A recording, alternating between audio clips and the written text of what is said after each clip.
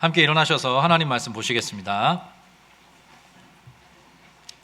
오늘 함께 읽을 하나님의 말씀은 요한복음 15장 1절부터 8절까지고요. 그리고 14절, 15절을 같이 읽도록 하겠습니다. 신약성경 174쪽입니다.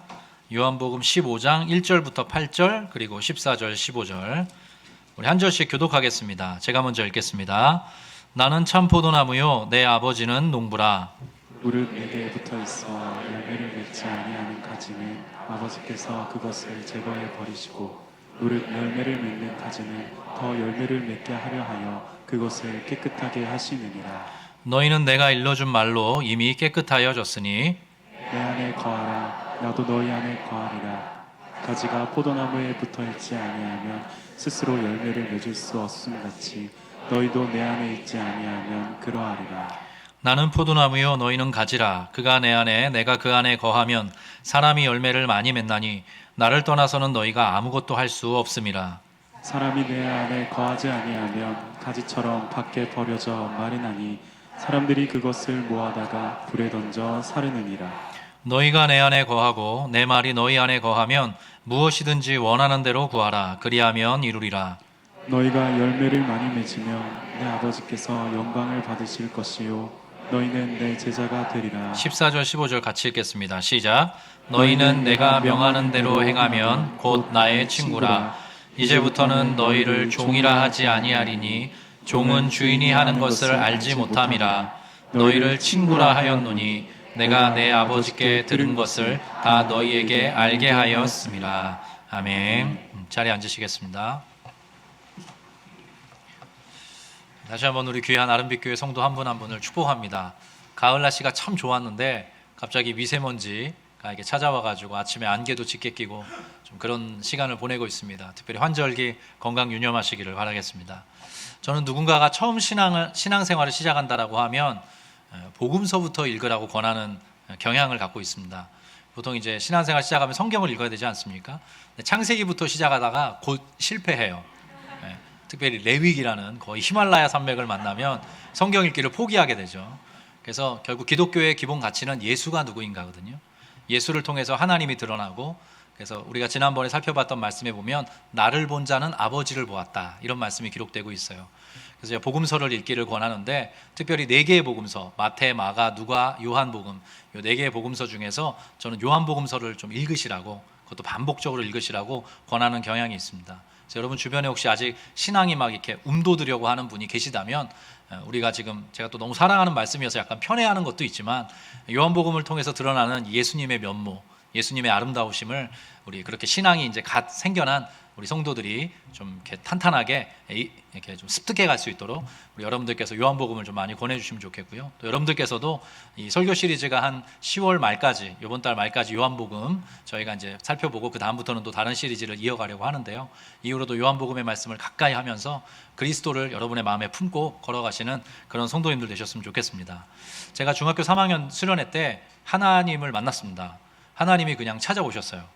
그래서 그걸 뭐라 표현할 수가 없습니다. 체험적인 신앙의 면이 있는 거죠. 그래서 제가 이렇게 수련회를 그냥 따라갔는데 그 약간 스킷 드라마 같은 어떤 드라마를 하고, 예수님이 십자가에 달려 죽으시는 그런 스킷 드라마를 하고 기도하는 시간이었는데 제 마음속에 하나님의 은혜의 빛이 임했습니다. 그래서 우리 성도님들 중에도 그런 경험 하실 텐데, 우리의 마음에 여러 가지 살아가다 보면 그런 구멍들이 생겨요. 삶의 마음속에 다 표현할 수 없는, 채워지지 않았음으로 인한 구멍들이 생기는데, 그 구멍들이 메워지고, 또 제가 아직 그때 어린 나이였지만 알게 모르게 생겨났던 여러 가지 상처와 아픔들이 또 치유되는 그런 놀라운 경험을 하게 됐습니다. 그리고 나서 이제 갑자기 애가 수련회 끝나고 얼굴이 탁 달라져서, 소위 은어로 헷가닥 했다고 이렇게 얘기를 하기도 하는데, 갑자기 확 달라져가지고 교회 생활 열심히 하고 막 충만한 어떤 그런 모습을 보이니까 참 그때 그 선생님의 그 도움이 참 너무 감사했던 것 같아요. 저를 부르시더니 그렇게 은혜만 받고 말면 안 된다. 은혜는 쉽사리 이렇게 떨어지기도 하기 때문이다. 그러면서 저한테 내주셨던 숙제가 8월부터 12월까지 요한복음을 20번, 로마서를 30번 읽어라, 이렇게 숙제를 내주신 거예요. 근데 다 하지는 못했어요. 16번, 7번 정도 요한복음을 읽고 로마서도 그 정도 읽었던 것 같습니다. 근데 그게 저의 신앙의 초석이요, 또 목회자로 살아가는 그 밑거름이 됐습니다. 근데 제가 요한복음을 이렇게 읽었는데 처음에 한 10번까지는요, 이게 단어, 개념, 표현, 이렇게 또 문장의 뭐 서술어 이런 게 너무 낯선 거예요. 사실 성경이 이게 되게 고어체로 쓰여져 있기 때문에 한자어도 많고요. 처음부터 이렇게 그 사춘기에 이제 한창을 지나고 있는 중학생이 이렇게 읽기가 수월하지는 않았습니다. 그런데 놀랍게도 한 10번, 11번 이렇게 지나가면서 성경의 말씀들이 저에게 이렇게 들러붙는, 제 삶에 이렇게 너무 좀 값싼 표현이긴 한데 제 삶에 찾아와서 제 마음에 탁 이렇게 박히는 그런 경험을 하게 됐던 거예요. 그 중에 하나가 여러분들에게 말씀드렸습니다. 요한복음 10장에 보면 내가 양의 이름을 각각 불러 인도하여 내느니라는 말씀이 있어요. 그러니까 저는 그때까지만 해도 구원은 가족 단위로 받는 거라고 생각을 했던 거예요. 근데 그게 아니더라고요. 하나님이 서로 믿음의 가정 안에 있더라도 한 사람 한 사람에게 그리스도께서 찾아가셔서, 주의 성령이 찾아가셔서, 아버지께서 찾아오셔서 이름을 불러주실 때 그 사람이 성도가 되고 그 사람이 하나님의 사람, 구원받은 자가 되는 것이더라고요. 그래서 요한복음을 읽다가 그런 말씀들을 제가 습득을 하면서 제 신앙이 형성되게 되었습니다. 그래서 제가 이 요한복음 15장의 이 포도나무 비유, 예수님이 나는 참 포도나무요 내 아버지는 농부라 하신 말씀도 그런 방식으로 좀 실존적으로 읽게 됐어요. 근데 제가 이 말씀 안에 감춰져 있는 그 따뜻함, 하나님이 정말 우리를 사랑하시고 우리와 관계하기 원하시고 특별히 예수께서 우리 한 사람 한 사람이 열매 맺고 결실하는 사람으로 살아가기를 원하시는구나, 그런 은혜들을 이렇게 누리면서 이 말씀을 접했던 기억이 있습니다. 근데 제가 그때까지는 이 여러 가지 내용들이 종합적이지 않았어요. 신앙의 내용들이. 그래서 이 요한복음 15장과 관계된 아주 아름다운 찬송가가 하나 있다는 걸 그때 몰랐습니다. 찬송은 찬송대로 부르고 말씀은 말씀대로 봤는데 어느 날 이게 찬송을 부르다가 이게 싹 이렇게 결합이 되는 느낌을 받았어요. 그래서 제가 그 이후로도 그 찬송을 참 그 고향교회 지하실에서 자주 부르면서 제 마음속에 큰 위안을 얻고 또 힘을 얻기도 했습니다. 여러분이 잘 아시는 찬송일 텐데요. 주 예수 내가 알기 전이라는, 예전에는 98장이었고 지금은 90장입니다. 제가 한번 불러보려고 하거든요. 혹시 여러분들도 마음속으로 또 입술로 이렇게 함께 따라 불러주시면 좀 좋을 것 같습니다. 주 예수 내가 알기 전 날 먼저 사랑했네. 그 크신 사랑 나타나 내 영혼 거듭났네. 주 내 맘에 늘 계시고 나 주의 안에 있어. 저 포도 비유 같으니 참 좋은 나의 친구. 아멘. 네, 같이 박수 한번 할까요? 아마 뿐만 아니라 여러 성도님 중에 이 찬양 마음에 이렇게 갖고 계신, 간직하고 계신 분들 계실 거예요. 지금 다양한 이렇게 CCM 혹은 복음성가들이 이렇게 나오고 있는데 너무 귀하죠. 사실 한 곡 한 곡 되게 은혜로운데 어떤 때는 이 찬송가 한 곡, 이 한 소절만큼 못하지 않나 이런 생각을 하기도 해요. 정말 이 위대한 교리와 은혜가 이렇게 담겨 있는 그런 찬송이 아닌가 싶습니다. 제가 요한복음 설교를 하면서 여러분들에게 자주 말씀드렸어요. 하나님은 우리를 써먹기 위해서 구원하신 분이 아니십니다. 하나님의 본 마음은 우리를 기능적으로 대하시는데 관심이 전혀 없으세요.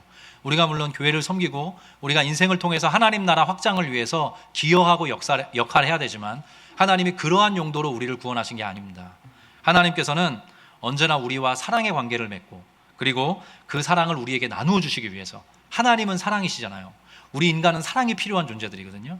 하나님께 무한히 있는 그 사랑을 우리 인생들에게 나누어 주기 위해서 하나님께서 찾아오시고 문을 두드려 주시는 그런 분이십니다. 그래서 우리가 그 하나님의 사랑 앞에 깊이 잠기게 될 때 우리의 마음이 충만해지고 정말 사람다운 사람으로, 제가 자주 쓰는 표현이죠. 사람다운 사람, 아름다운 사람, 정말 살아가는 것 같이 살아가는 그런 사람으로 빚어가시기를 하나님은 원하십니다. 그게 바로 예수님의 오늘의 이 포도나무 비유에 담겨있는 내용이기도 한 거죠. 우리가 하나님에 대해서 조금 한번 묵상을 해보고 넘어가면 좋을 것 같아요. 우리가 보통 삼위일체 교리다 이렇게 이야기를 합니다. 성부 하나님, 성자 하나님, 성령 하나님. 그래서 이 세 하나님이 한 분이시다. 사실 이렇게 인간의 언어로 하나님을 표현하거나 설명하기는 좀 어렵습니다. 그래서 어떤 분은 이 삼위일체 교리에 대해서 이게 사실 이게 신의 이야기니까, 창조주의 이야기이기 때문에 어떤 분은 이런 말을 했어요. 개미에게 컴퓨터를 알려주는 게 쉽다. 이런 우스갯소리를 했을 정도예요. 신학자들은 그래서 하나님의 불가해성이라는 말을 하기도 해요. 하나님을 다 이해할 수는 없는 법이다, 이런 얘기죠. 하나님을 다 이해할 수는 없고 하나님이 보여주시는 만큼, 하나님이 성경을 통해 알려주시는 만큼 우리가 하나님이 누구이신지를 알 수 있다는 거죠. 포착할 수 있다, 이렇게 이야기를 합니다. 근데 성경을 통해 드러나는 하나님의 모습은 이렇습니다. 성부 하나님, 아버지 하나님이 계시고요, 성자 예수님, 아들 하나님이 계십니다. 그리고 성령 하나님이 계신데요, 이 삼위 하나님께서 영원 전부터 영원 속에서 서로 사랑하셨다 그래요. 그리고 서로 돌보셨답니다. 그리고 서로로 인해서 기뻐하셨다고 기록되어 있어요. 그러니까 삼위 하나님의 그 교제 속에 이미 사랑이 충만했고, 서로를 향한 돌봄과 경의가 가득했고, 서로로 인해서 기뻐하셨다는 겁니다. 이것이 하나님 안에 충만하셨어요. 그래서 그 삼위 하나님 안에 있는 그 사랑과 그 돌봄과 그 감격과 그 기쁨을 나누고 공유할 존재를 만들기를 원하셨어요. 그러한 존재가 바로 인간입니다. 그래서 그게 사람이에요. 그래서 이 피조 세계의 수많은 존재 중에 유일하게 우리 사람만이 하나님의 그러한, 하나님께서 정말 원하시는 그 사랑에 대해서, 서로를 돌보는 그 기쁨에 대해서, 그리고 충만하게 차오르는 어떤 희열에 대해서 우리 인간만이 그것을 경험하게 되는 것이죠.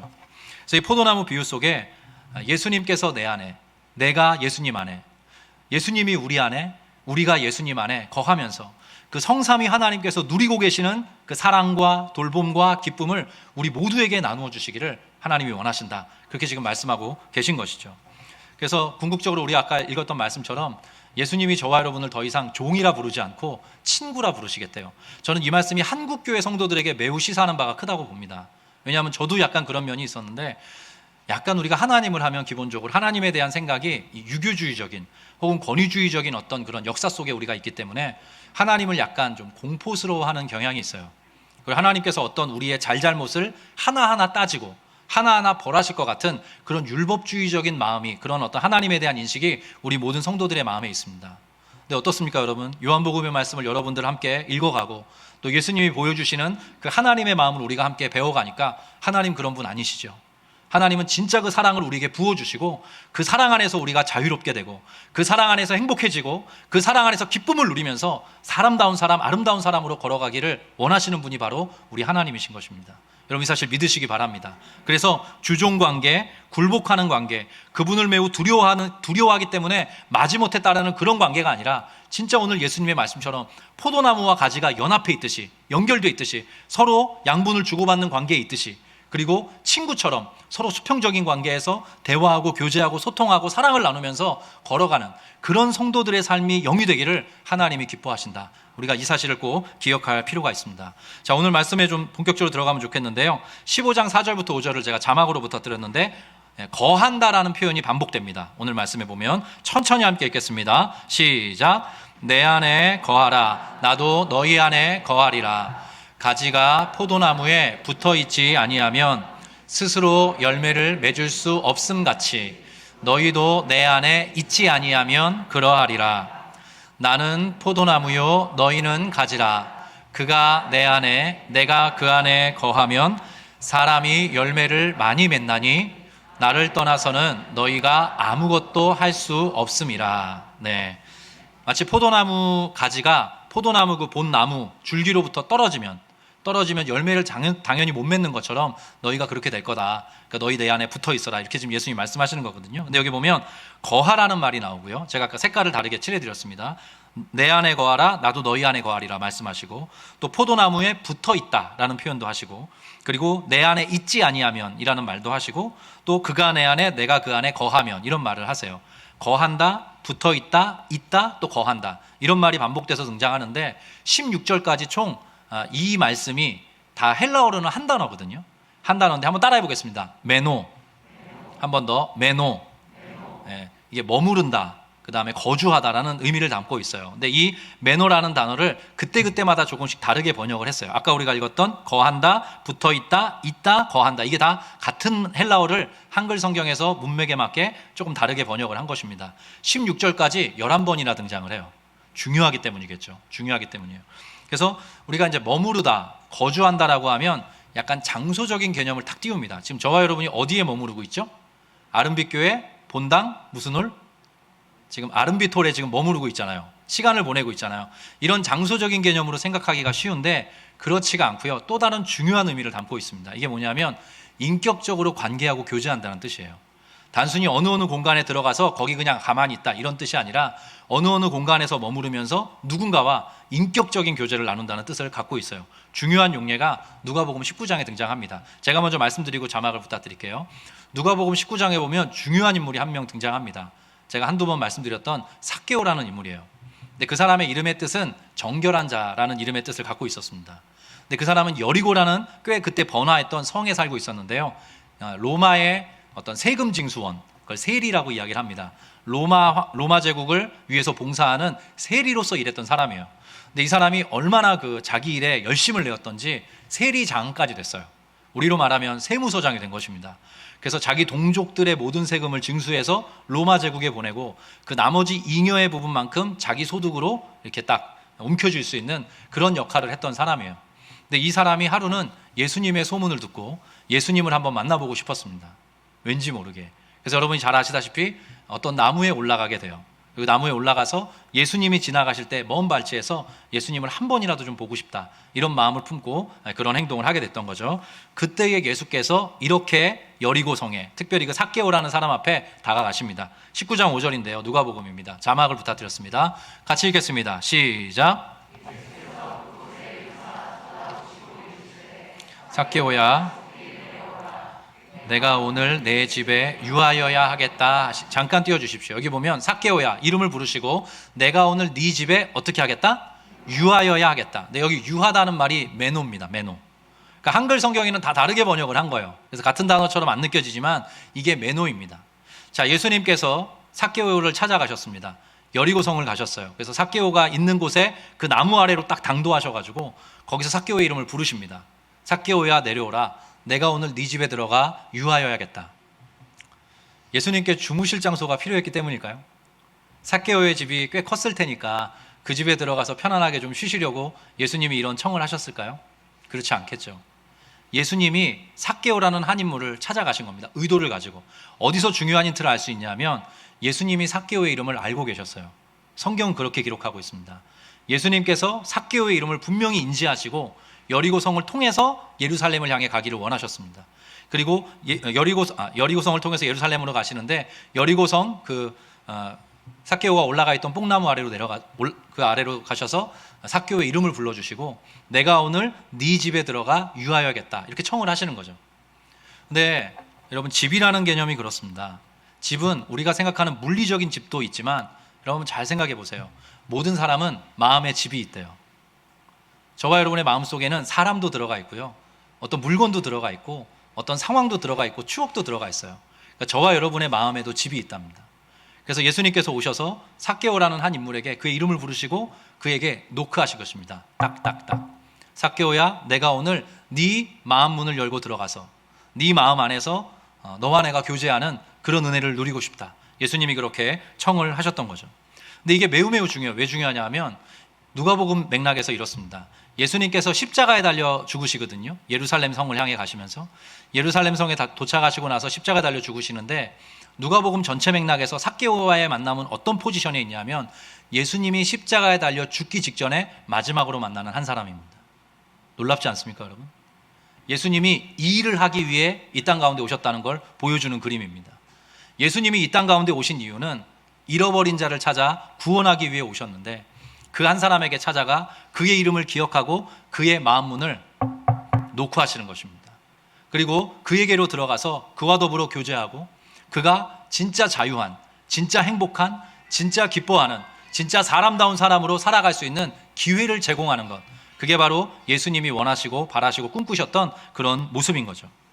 그래서 저와 여러분을 비롯한 모든 성도의 전형입니다. 삭개오라는 한 인물은. 그 개체가 아니라 저와 여러분 모두 마찬가지예요. 왜냐하면 이렇습니다. 삭개오는요, 돈을 붙들고 살았습니다. 돈이면 내 인생 충분하다.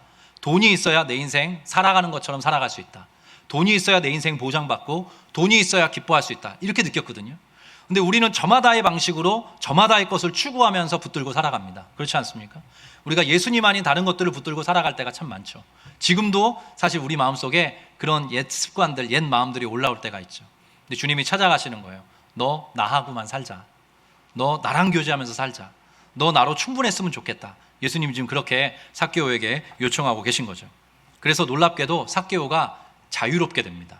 어떤 자유냐면 더 이상 돈으로 인해서 집착하지 않게 돼요.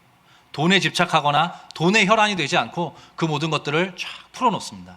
그 말씀을 한번 천천히 읽어보면 좋겠는데요. 19장 6절부터 제가 자막으로 부탁드렸습니다. 천천히 함께 읽겠습니다. 시작.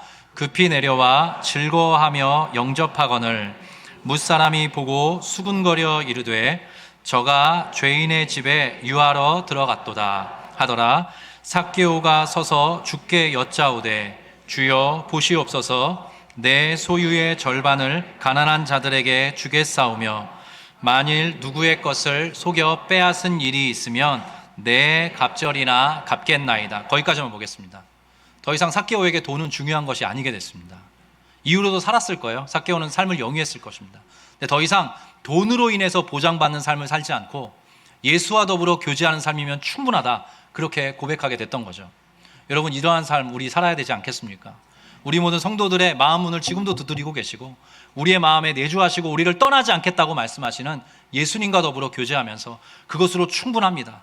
그것으로 만족합니다. 그 안에서 기쁘게 살기 원합니다. 그것으로 인한 행복을 누리면서 살기 원합니다. 우리가 그런 고백으로 하나님 앞에 나아갈 수 있을 때 우리는 진짜 아름다운 사람, 사람다운 사람이 되는 것이죠. 예수님께서 이렇게 말씀하셨어요. 예수께서 이르시되 오늘 구원이 이 집에 이르렀으니 이 사람도 아브라함의 자손이다. 그러면서 인자가 온 것은, 내가 온 것은 잃어버린 한 사람을 찾아 구원하기 위함이다. 그래서 이 삭개오 안에 우리 모든 인생들이 들어있는 것이죠. 제가 여러분들께 묻습니다. 저와 여러분이 삭개오처럼 붙들고 있는 어떤 것 있습니까? 주님은 아십니다. 근데 그것을 벌하거나 그것에 대해서 정죄하지 않으시고 주님은 찾아가셔서 다만 우리의 마음 문을 두드리시는 분이십니다. 내가 오늘 영윤히 네 집에 들어가 네 마음의 문을 열고 네 마음 안으로 들어가서 너와 함께 교제하며 살아가기를 원한다. 너 나의 이 부탁, 나의 이 요청 들어주겠니? 언제나 주님은 그러한 인격적인 방식으로 우리와 사랑의 교제를 맺어가는 그런 분이신 것입니다. 여러분이 사실 기억하셨으면 좋겠습니다. 오늘 본문의 시작이 이렇습니다. 나는 참 포도나무요 내 아버지는 농부라 그랬습니다. 나는 참 포도나무요 내 아버지는 농부다. 예수님의 말씀이었는데요. 그 당시 아주 흔하게 볼 수 있는 나무가 포도나무였어요. 그 팔레스타인 지역에서. 그 팔레스타인 지방에 세 가지 중요한 과실수가 납니다. 첫 번째가 포도나무고요. 두 번째는 올리브나무입니다. 감람나무라고도 하고요. 세 번째는 무화과 나무예요. 이 세 가지 나무가 가장 많이 빈번하게 이렇게 재배되고 있었습니다. 근데 여기 보면 참 포도나무라고 굳이 예수님이 수식을 하세요. 자, 참 포도나무가 있으면 어떤 포도나무가 있는 거죠, 여러분? 한번 생각해 보세요. 참 포도나무, 나는 참 포도나무야. 그럼 어떤 포도나무가 있죠? 거짓 포도나무가 있겠죠. 예, 그렇게 생각해 볼 수 있죠. 뭔가 예수님이 의도를 갖고 포도나무야 하지 않으시고 참 포도나무다, 참이라는 말을 덧대고 계십니다. 근데 여기 나오는 참은 사실은 거짓에 반대되는 개념이라기보다 완전한이라는 뜻을 갖고 있습니다. 내가 바로 진짜 완전한 포도나무야. 주님이 그렇게 말씀을 하셨어요. 반대로 그에 도달하지 못하는, 그의 어떤 그 목적대로 쓰임받지 못하는 어떤 포도나무가 있었다는 것을 의미하기도 합니다. 근데 어디에 있었냐면 구약 성경에 나옵니다. 제가 말씀을 부탁드렸는데요. 시편 80편입니다. 같이 자막으로 좀 보면 좋겠습니다. 같이 읽겠습니다. 시작.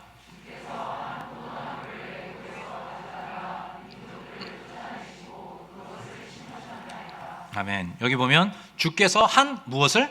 포도나무를 애굽에서 가져다가 민족들을 쫓아내시고 그것을 심으셨나이다. 이렇게 시편 기자가 고백하고 있어요. 구약 성경의 증언입니다. 그래서 여기 등장하는 한 포도나무는 구약 이스라엘 백성을 이야기하는 것입니다. 구약의 이스라엘 백성을 하나님이 포도나무와 같이 애굽에서 뽑으셔서, 그걸 출애굽이라고 얘기하죠. 출 이집트 사건, 그것을 통해서 광야 생활을 거치게 한 뒤에 가나안 땅에 심으십니다. 이스라엘 백성들이 거기에 정착을 하게 되죠. 근데 이 하나님의 백성 이스라엘이 포도나무로서 바르게 살지를 못했어요. 바르게 결실하지를 못했습니다. 그 내용들이 성경 곳곳에, 구약 성경에 등장을 합니다. 시편 80편인데요. 여기는 제가 읽겠습니다. 눈으로 따라봐 주세요. 만군의 하나님이여 구하옵나니 돌아오소서. 자, 어떻게 하소서? 돌아오소서. 자, 돌아오소서라고 하나님께 지금 구하고 있는 거예요. 이스라엘 백성들이. 왜 그런가 하면 하나님이 떠나버리셨기 때문입니다.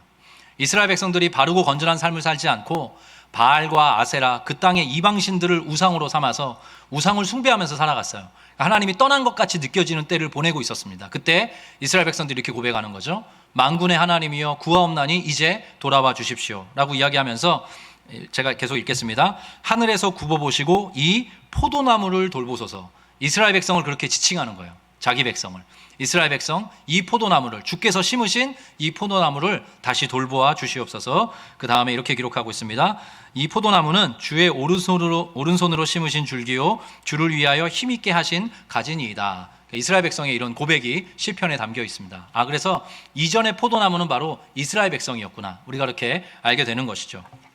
또 한 군데 이사야서에 보면 하나님의 좀 가슴 아픈 그런 외침이 등장합니다. 하나님의 이스라엘 백성을 향한 그런 외침이에요. 이사야서 5장인데 자막을 부탁드렸습니다. 제가 읽겠습니다. 나는 하나님의 말씀이에요. 하나님께서 내가 사랑하는 자를 위하여 노래하되 내가 사랑하는 자의 포도원을 노래하리라. 자, 이스라엘 백성을 이렇게 지칭하세요. 내가 사랑하는 자. 하나님께서 이스라엘 백성들, 하나님께서 택한 백성을 사랑하셨어요. 그런데 내가 사랑하는 자에게 포도원이 있으며 심히 기름진 사내로다. 땅을 파서 돌을 제하고 어떤 포도나무를 심었다? 극상품 포도나무를 심었다. 이게 하나님의 마음이에요. 하나님께서 극상품 포도나무를, 이스라엘 백성을 그런 방식으로 심으셨다는 거예요. 그런데 그 중에 망대를 세웠고 또 그 안에 술틀을 팠도다. 좋은 포도 맺기를 바랐더니 어떤 포도를 맺었다? 들포도를 맺었다. 들포도라고 해서 들에 나는 포도라고 생각하시면 안 되고요. 이게 상한이라는 뜻입니다. 상한 포도예요. 먹을 수 없는 포도를 이야기합니다. 악취가 나는 포도. 그래서 포도가 왜 좀 오래되면 대단히 이렇게 맡기 좀 역한 그런 냄새가 나지 않습니까? 바로 그것을 이야기합니다. 도저히 먹을 수 없는 들포도를 너희가 맺었다. 내가 너희를 극상품 포도나무로 여기면서 너희를 심었는데 너희의 열매는 이러하다. 하나님께서 안타까운 마음으로 그렇게 이스라엘 백성들에게 요구하고 계신 것이죠. 그래서 이렇게 얘기하십니다. 예루살렘 주민과 유다 사람들아, 구하노니 이제 나와 내 포도원 사이에서 사리를 판단하라. 이게 하나님의 애끓는 심정으로 구약성경 이 선지서에 기록되고 있는 거죠. 저를 보시겠습니까? 네. 그래서 말씀드렸던 것처럼 하나님께서 원래 맺기를 원하셨던 그런 열매는 극상품 포도예요. 이스라엘 백성들을 향해서 그렇게 꿈꾸셨습니다. 근데 그들이 하나님 앞에 내놓은 것은 우상 숭배로 얼룩져 있고 그리고 악취가 나는 그런 어떤 죄의 결과밖에 없었던 거예요. 그래서 하나님이 탄식하셨죠. 그래서 이제 하나님께서 한 일을 행하시는 것입니다. 뭐냐면 이제 참 포도나무이신 예수 그리스도를 이 땅 가운데 보내시는 것입니다.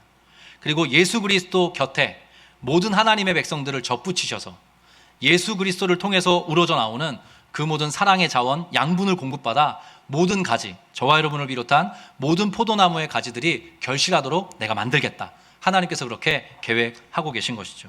그래서 예수님께서 반드시 이렇게 얘기하십니다.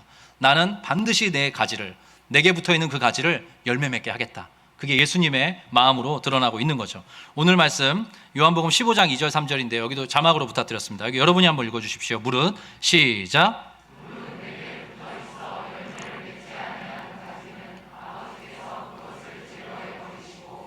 무릇 열매를 맺는 가지는 더 열매를 맺게 하려 하여 그것을 깨끗하게 하시느니라. 너희는 내가 일러준 말로 이미 깨끗하여 졌으니. 자, 그렇게 참 포도나무로 이 땅 가운데 오신 예수님께서 내가 참 포도나무고 내 아버지는 농부다. 근데 중요한 이야기 한 가지 할게. 내게 붙어는 있는데 열매를 맺지 않는 가지들이 있어. 그 열매를 맺지 않는 가지는 아버지 하나님께서 농부이시기 때문에 그 가지를 제거해 버리실 거야. 이렇게 지금 좀 엄중한 이야기를 하세요. 근데 이야기를 딱 들으면 저도 예전에 그랬거든요. 덜컥 어떤 마음이 드냐면 내가 잘림을 당하나? 내가 이 예수님께 딱 붙어 있다가 무언가 잘못하고 내가 실수하면 내가 여기서 딱 떨어져 나가나 보다. 이렇게 저와 여러분은 받아들이는 성향이 있습니다. 특별히 한국 사회의 성도들이 그래요. 근데 제가 다시 말씀드립니다. 이것은 여러분을 향한 말이 아닙니다. 하나님께서는 한 번 구원을 시작하시고 그 구원을 변개하거나 폐기치 않는 분이세요. 여러분이 사실 믿으십니까? 그러니까 저와 여러분을 끝까지 열매 맺는 사람으로 만들어 가실 거예요. 근데 여기 이 나오는 그것을 제거해 버리시고라는 것은요, 1차적으로 그 당시 유대인들이 예수님을 거절하였거든요. 그 유대인들에 대한 말씀으로 우리가 받아들여야 합니다. 근데 우리 한국 사회가 약간 수치심 문화가 있고 또 약간 좀 율법주의적 성향이 강해서 내가 뭐 하나만 잘못하면 하나님도 시시때때로 사사건건이, 제가 표현을 잘못했네요. 사사건건이 우리의 잘못을 좀 지적하시고 우리로 하나님의 사람으로 하나님의 자녀로 이렇게 안 받아주시면 어떡하나, 이런 죄책감 같은 그런 마음이 한국 사람들, 특별히 한국의 성도들에게 좀 많이 있습니다. 우리 하나님 그런 분 아니세요. 제가 여러 번 말씀드렸죠. 여러분 사랑하시되 끝까지 사랑하신대요. 여러분을 끝까지 붙드셔서 열매 맺게 하실 거랍니다. 여기에 나오는 말씀은 유대인들을 1차적으로 지칭하는 표현이다, 이렇게 생각하시면 돼요. 그 다음에 이렇게 기록하고 있습니다. 자막 한 번만 다시 띄워주실까요?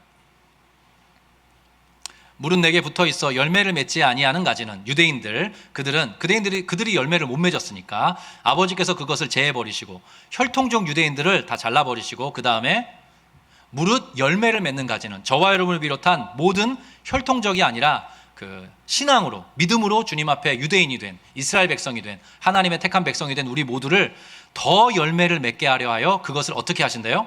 깨끗하게 하신대요. 그 다음 절 보겠습니다. 너희는 내가 일러준 말로 이미 어떻게 됐다? 깨끗해졌다. 야, 놀랍게도 예수님께서 포도나무의 가지로서 저와 여러분을 이렇게 맞아주고 계신데 저와 여러분 열매 맺게 하시겠답니다. 근데 중요한 표현이 등장하는데 깨끗하게 하시는 방식으로 열매 맺게 하시겠대요. 이게 되게 중요합니다. 여러분, 깨끗하게 한다는 말이 저는 이제 농사를 지어보진 않았는데요. 이렇게 알아보고 검색해 봤더니 이런 과수원을 경작하시는 분들은 반드시 해야 되는 작업이 있는데 그 유명한 가지치기랍니다. 가지치기를 하고 전지 작업을 해야 된대요. 그래야 탐스럽고 상품성이 있는 보암직한 어떤 열매들이 맺는데요. 그냥 내버려두면 이렇게 극상품 어떤 그런 열매들이 맺히지 않는다고 해요. 그래서 나무에게는 고통이겠죠. 가지가 잘라지니까. 그런데 그 가지치기 작업을 통해서 전지 작업을 통해서 그것이 깨끗하게 되고 극상품의 열매를 맺게 되는 것. 그 원리를 지금 예수님께서 이렇게 말씀하고 계신 것입니다.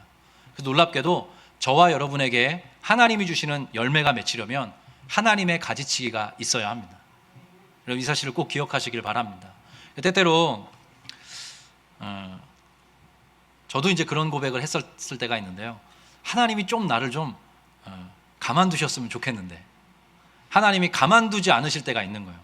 원하지 않는 상황이 벌어지고 원하지 않는 사태가 찾아오고 저 사람과의 관계가 이렇게 틀어질 게 아닌데 여러 가지 것들이 꼬여서 인간관계에 고통이 오고 또 내가 전혀 기대하지 않았던 질서가 내 인생에 찾아오면서 내 삶이 대단히 고통스럽고 괴롭게 되는 것이죠. 근데 때때로 하나님께서 여러분 이해하고 마음을 넓히고 들어주십시오. 여러분에게 더 좋은 열매, 더 아름다운 열매, 더 탐스러운 열매를 맺게 하시려고 한시적으로 가지치기를 하실 수 있답니다. 그게 하나님의 마음이래요. 저와 여러분을 깨끗하게 하기를 원하신대요. 저희가 더 열매 맺는 사람으로 살아가도록 저희의 인생을 통해서 하나님께 더 아름다운 결실을 하는 그런 인생 되도록 하나님이 가지치기를 하신답니다. 근데 그 목적은 분명해요. 저와 여러분에게 열매가 있게 하기 위해서. 그래서 지금도 여러 성도님들께서 이런 하나님의 좀 괴로운, 하나님이 좀 한시적으로 허용하시는 괴로운 가지치기의 시간을 보내시는 것 같은 그런 성도님들의 삶이 저는 언뜻 보입니다. 그래서 기도하게 돼요. 그 가지치기의 시간을 잘 견딜 수 있도록 하나님 외롭게 내버려 두지 마시고 하나님 고통도 주시지만 그것을 감당할 수 있는 은혜와 능력을 달라고 하늘의 자원을 허락해 달라고 그리고 이 가지치기의 시간이 지났을 때 하나님 앞에 결실하는 우리 성도들로 살아갈 수 있게 해달라고 그렇게 저희가 기도하게 되었습니다. 그래서 이런 하나님의 가지치기의 때는 이런 현상이 우리에게 이제 나타나는데요. 더 중요한 것과 덜 중요한 것을 구분하게 됩니다. 하나님이 가지치기를 하시면 그게 대번에 되기도 하지만 버티다 되기도 해요. 근데 정말 중요한 것과 덜 중요한 것을 구분하게 돼요. 그리고 정말 본질적인 것과 비본질적인 것 사이에도 구분이 우리에게 주어지고요. 또 우리가 앞으로 오랫동안 품고 가야 될 것과 지금 털어버려야 될 것도 하나님이 이렇게 딱 구분시켜 주십니다. 가지치기를 하시는 거죠. 우리는 순종으로 그 가지치기에 동참하는 것입니다. 아프지만 잘라내는 것이죠. 아프지만 그것을 덮는 것입니다. 아프지만 잊고 더 이상 뒤돌아보지 않는 그런 방식으로 살아갑니다. 그래서 그 모든 사람, 사태, 그 모든 스토리들로부터 우리를 잘 정돈하여 주실 때 어느 때 어느 시점에 우리의 삶에 하나님이 허락해 주시는 이러이러한 열매가 맺히게 되었구나. 우리가 그런 고백을 하나님께 올려드릴 수 있게 되는 거죠. 저보다 훨씬 우리 인생을 많이 살아오신 우리 머리가 희끗희끗한 우리 인생의 선배님들 이 자리에도 많이 계신데 아마 그런 경험하면서 여기까지 오셨으리라 생각합니다. 하나님의 가지치기가 때로 아프셨겠죠. 그런데 여러분이 지금 고백하시는 것처럼 그 모든 상황 뒤에 하나님이 이러이러한 열매를 나와 우리 가정에 주셨다. 그런 고백 여러분께서 나누어 주시는 것처럼 우리 모든 아직 젊은 우리 성도들도 그러한 믿음과 소망을 갖고 기대를 갖고 걸어가야 할 줄로 믿습니다. 그래서 단순한 삶에 힘이 있습니다. 그래서 우리의 삶이 복잡하고 무언가 혼란스러울 때 하나님은 가지치기를 하나님의 가위를 들이미시는 거예요. 아프지만 고통스럽지만 그것이 정돈될 때 우리가 결실하는 포도나무 가지처럼 살아갈 수 있게 되는 거예요. 성경에 보면 두 마음을 품지 말라 이런 말이 많이 나와요. 가지치기를 당하면 우리의 마음이 순전해집니다. 하나로 딱 모아져요. 하나님께 전심을 드릴 수 있게 됩니다. 그래서 야고보서에는 이런 말씀이 나와요. 우리 같이 한번 읽어보겠습니다. 하나님을 시작. 하나님을 가까이 하라. 그리하면 너희를 가까이 하시리라. 죄인들아 손을 깨끗이 하라. 두 마음을 품은 자들아 마음을 성결하게 하라. 두 마음을 품은 너희들아 마음을 성결하게 하라. 하나님의 가지치기를 받아들여라. 그렇게 이야기를 하고 있는 거예요. 마태복음에 보면 이거와 동일한 개념인데 마음이 청결한 자는 복이 있나니 그들이 하나님을 볼 것이다. 이렇게 이야기하고 있습니다. 그 가지치기 끝에 우리의 마음이 순전해지고 정결해지고 정말로 본질적인 것을 붙들고 하나님만 소망하게 될 때 우리 하나님을 보게 될 것이다. 주님이 그렇게 약속해주고 계신 것이죠. 또 하나 이 가지치기가 어떠한 방식으로 이루어지냐 하면 결정적으로 예수님의 말씀을 통해 그 일들이, 그 과업이 진행됩니다. 오늘 읽었던 말씀 중에 제가 3절을 다시 읽어드릴게요. 너희는 내가 일러준 말로 이미 깨끗하여졌다. 이렇게 예수님 말씀하고 계세요. 그러니까 예수님께서 어떤 특별한 말씀을 이 예배 가운데 또 목사를 통해 여러분의 경건 생활을 통해 하나님의 말씀을 부어주시면 여러분의 삶이 정리가 됩니다. 불필요한 것들을 떨궈내고 내가 정말로 붙잡아야 될 것, 내가 이러한 방식으로 살아가야 되겠구나, 그 기준이 분명해지는 것이죠. 그러면서 우리의 삶이 담백해지고 그 속에서 아름다운 결실을 맺게 되는 것입니다.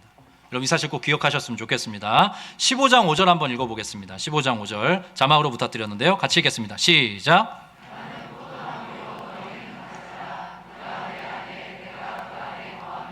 사람이 열매를 많이 맺나니 나를 떠나서는 너희가 아무것도 할 수 없음이라. 아멘. 너무 유명한 말씀이죠. 예수 믿지 않는 분들도 이 이야기를 많이 들어 알고 있습니다. 예수님께서는 포도나무가 되어주셔서 저와 여러분을 그 본 줄기 대신 예수 그리스도 옆에 이렇게 붙여주셨습니다. 저와 여러분 한 사람 한 사람은 포도나무 그 줄기에 붙어있는 가지들이죠. 근데 중요한 것은 이것입니다. 그렇게 줄기와 가지가 하나로 딱 붙어서 서로 교류하듯이 예수님과 인격적인 교제를 깊이 나누며 열매 맺는 신앙인으로 살아가기를 하나님이 기뻐하십니다.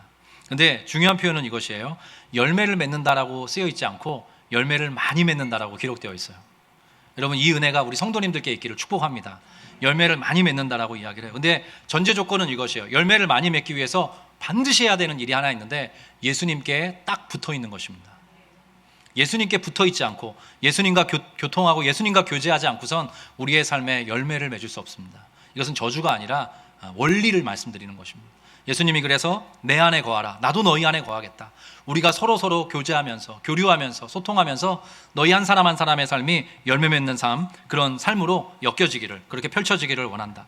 그래서 예수님이 이렇게 간곡하게 부탁을 하시는 거예요. 나를 떠나지 말라. 나를 떠나서는 너희가 아무것도 할 수 없다.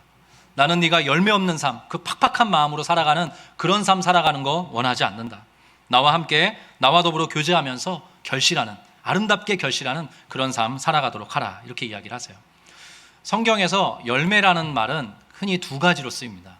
열매를 맺는다. 저와 여러분 열매 맺어야 되죠. 예수님이 또 그렇게 이끌어 주실 텐데 열매는 두 가지로 쓰여요. 첫 번째는 뭐냐면 복음 전도의 열매를 맺는다라고 할 때 열매라는 말이 쓰입니다. 우리가 누군가가 잃어버린 영혼이 주님 앞에 돌아오는 걸 결실한다, 또 열매 맺는다 이렇게 이야기를 해요. 근데 또 하나 여기서 쓰이는, 오늘 요한복음 15장 5절에서 쓰이는 이 열매 맺는다는 건요, 도덕적이고 윤리적인 것을 이야기합니다. 대표적인 게 성령의 9가지 열매, 갈라디아서 5장에 나오는데요. 같이 한 목소리, 유명한 말씀인데 함께 읽어보겠습니다. 시작. 오직 성령의 열매는 사랑과 희락과 화평과 오래 참음과 자비와 양선과 충성과 온유와 절제니 이 같은 것을 금지할 법이 없느니라. 자, 성경에서 이야기하는 중요한 열매는 성령의 열매입니다. 저와 여러분이 예수 그리스도와 더불어 교제하면서 이 모든 성령의 9가지 열매의 그 본류가 바로 우리 예수님 아니시겠습니까? 그 예수께서 주시는 그 모든 은혜의 자원들을 우리가 누리면서 이 성령의 9가지 열매를 주렁주렁 맺는 성도로 살아가기를 하나님께서 원하시는 거죠. 그것을 위해서 예수를 이 땅 가운데 참 포도나무로 보내주신 것입니다. 근데 여기 이 9가지 열매에 대해서 두 가지 또 견해가 있어요. 짧게 설명을 해드릴게요. 첫 번째 뭐냐면 이 성령의 9가지 열매, 많이들 외우실 텐데 이게 다 개별적인 것들이다. 사랑, 희락, 화평, 오래 참음, 뚝뚝뚝 떨어져 있는 개별적인 것들이다. 이렇게 보는 견해가 하나 있어요. 그것도 가능한 해석입니다.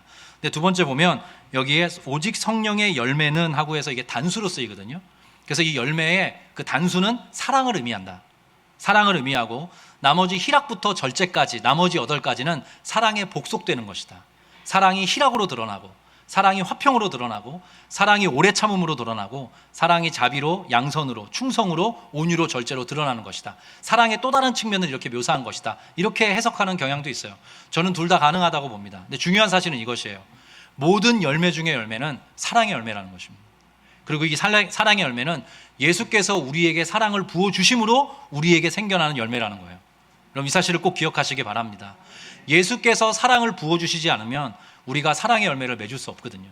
예수님께서는 포도나무 줄기 되시고 포도나무의 가지로 접붙인 된 우리에게 끊임없는 한없는 사랑의 자원을 무한히 공급해 주시겠다 약속하고 계신 것이에요. 그래서 우리가 그 예수님의 초청 앞에, 초대 앞에 우리 인생의 문을 환하게 열 때 우리는 그리스도의 사랑이 우리의 마음속에 폭포수처럼 부어지는 것을 경험하게 될 것이고, 그 안에서 희락을 느끼고, 그 안에서 화평을 추구하고, 그 안에서 오래 참음의 비밀을 알게 되고, 그 안에서 충성케 되고 온유케 되고 절제하는 삶을 살아가게 되는 것이죠. 그리스도의 사랑이 그것을 가능하게 하는 거예요. 저는 제가 참 개인적으로 너무 감사한 게, 이런 말 하면 놀라실 텐데, 예수님 믿게 된 게 너무 감사해요. 여러분 아멘이십니까? 근데 제가 청소년기를 지나고 청년기까지 한 교회, 제 모교회에서 선교원 때부터 신앙생활을 했거든요. 근데 중3 때 그렇게 하나님 뜨겁게 만나고 저의 그 아이나 청소년의 막 이렇게 삶이 달라지는 모습을 보니까 제 동료들이 저의 이렇게 달라지는 변화하는 모습을 봤지 않겠습니까? 20살 땐가 이 성령의 9가지 열매를 이렇게 롤링페이퍼를 한 적이 있어요. 김용윤이라고 이제 이름을 쓰고 돌려요. 우리 함께 앉아있는 청년부 지체들한테. 그럼 그분들이 저에게 가장 어울릴 것 같은, 또 김용윤의 삶에 맺힌 것 같은 그런 열매를 써주셨습니다. 자, 퀴즈. 그 9가지 열매 중에 제 이름 아래 붙어 있었던 열매, 가장 많이 우리 지체들이 저를 위해서 써주셨던 열매가 무엇일까요? 감사합니다. 다양한 이야기 해주시는데 놀랍게도 희락이었습니다. 근데 제가 깜짝 놀랐어요. 왜 놀랐냐면 저는 그렇게 제 삶이 기쁘지 않았거든요. 근데 몰랐어요. 제가 그렇게 기뻐하며 살아가고 있는지. 그리스도 예수의 무한한 사랑이 제 안에 부어지니까 뻥 뚫려졌던 것들이 메워지고 상처가 덮이고 치유되고 제가 기뻐하는 삶을 살게 됐더라고요. 저를 잘 아는, 저를 오랫동안 지켜봤던 그 무지체들이 김용윤 희락이지 이렇게 얘기해 준 거예요. 예수 그리스도의 사랑이 저를 기뻐하게 만들어 주셨습니다. 우리 성도님들께 어떠십니까? 예수께서 여러분에게 사랑을 무한히 부어주기를 원하십니다. 저는 이 말을 강조하고 싶어요. 무한히, 여러분이 마음문을 여시면 예수께서 무한히 여러분의 삶에 그분의 사랑을 부어주기를 원하십니다. 그 사랑을 우리가 받아들이게 되고 그 사랑 안에서 머물게 될 때, 예수가 내 안에, 내가 예수 안에 거하게 될 때 우리는 사랑이 가져다주는 놀라운 열매들을 풍성하게 맺는 사람으로 살아가게 되는 것이죠. 제가 최근에도 참 너무 감사한 게 우리 아름빛 교회를 통해서 하나님이 하시는 일이 있으신 것 같더라고요. 최근에 한 시니어 성도님을 제가 만나게 됐습니다. 근데 저희 아름빛 교회 그 분당 우리 교회에서 분립돼서 따라 나오신 성도님은 아니시고요. 아름빛 교회가 세워지고 나서 우리 교회를 찾아주신 분이세요. 근데 우리 박혜원 전도사님하고 이제 신방을 한번 했어요. 등록하시자마자 초반에 했는데 정말 살아오신 이야기를 듣는데 어마어마한 스토리가 있으시더라고요. 그래서 너무너무 힘들고 고달프게 잘 견디면서 누르면서 이렇게 오셨더라고요. 그리고 그런 와중에도 하나님의 은혜를 붙들면서 여기까지 오셨는데, 제가 지난 수요일에 수요 예배를 마치고 가시는 길에 그 시니어 성도님과 딱 마주하게 됐습니다. 성도님께서 저에게 그렇게 얘기하시는 거예요. 목사님, 저 너무 행복하고 감사해요. 제 삶이 이해가 됐어요. 제 삶을 받아들이게 됐고 제 삶에 하나님이 주신 기쁨이 있어요. 제 삶이 다시 한번 하나님 안에서 감사로 채워지게 됐습니다. 아름빛 교회를 만나게 해주신 하나님께 감사합니다. 이런 고백을 나누어 주시는 거예요. 몇 달 전하고 전혀 표정이 달라지셨더라고요. 그 시니어 성도님도 그런 은혜를 누리시는 것처럼 우리 아름빛 교회의 남녀노소를 막론한 모든 성도들이 그 은혜의 주인공 되셨으면 좋겠습니다. 여러분의 삶에 그리스도의 그 사랑의 자원이 충만하게 공급이 되어서 여러분의 삶에 희락부터 이어지는, 희락과 화평과 오래 참음과 자비와 양선과 충성과 온유와 절제니 이 같은 것을 도무지 금지할 법이 없다라고 이야기하는데, 그런 아름다운 열매가 주렁주렁 맺혀져서 여러분을 붙잡았던 그 모든 것들로부터 나는 자유하게 되었다. 나는 그리스도로 충만하고 그리스도 안에서 나는 삭개오 이름값하는 인생을 살게 되었다. 이렇게 고백하게 되는 예수께 접붙인 된 그런 포도나무 가지로서 살아가시는 귀한 성도들 되시기를 주의 이름으로 축복합니다. 반드시 주님께서 여러분 열매 맺게 하실 것입니다. 우리 함께 찬양할 텐데요. 언제나 내 모습. 오래된 찬양인데 이 찬양이 떠오르더라고요. 우리 가사를 생각하면서 함께 고백하겠습니다. 언제나 내 모습, 언제나 내 모습, 너무나 부끄러워, 너무나 부끄러워, 무릎으로 주님께 기도로 가오니 나 홀로 서 있는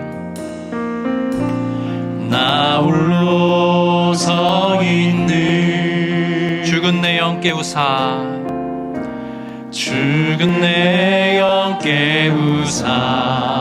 주님만 나를 세워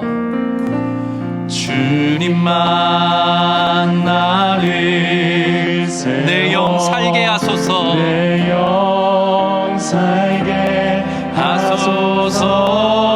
주님 내 안에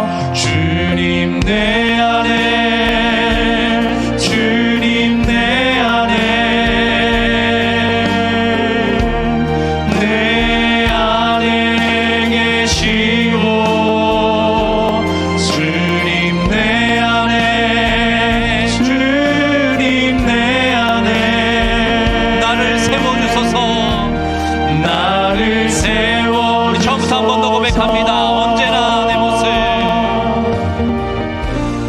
언제나 내 모습 때로 너무나 부끄럽습니다.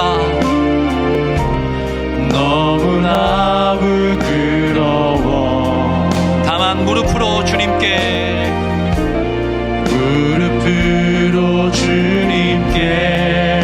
기도로 나아갑니다.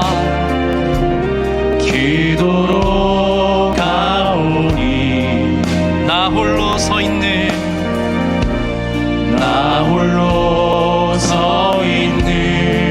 죽은 내 영혼을 깨우셔서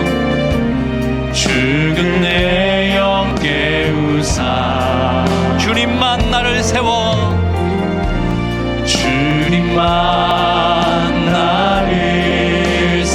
내 영 살게 하소서